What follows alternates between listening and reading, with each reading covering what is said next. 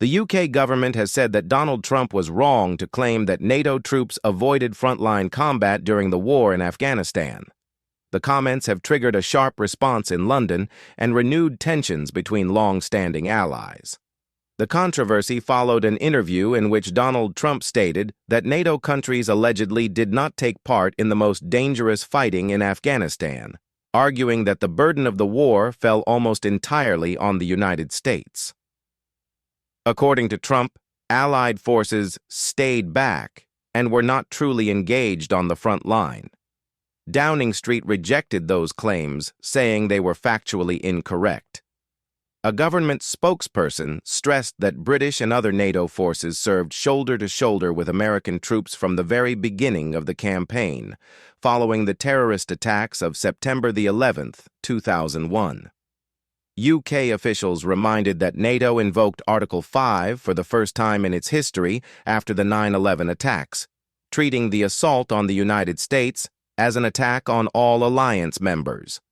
This decision led to a joint military operation in Afghanistan against the Taliban and terrorist groups.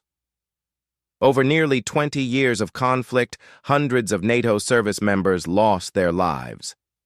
The United Kingdom alone lost 457 soldiers, with thousands more wounded. British forces were involved in intense combat operations, including heavy fighting in Helmand Province, one of the most dangerous regions in Afghanistan.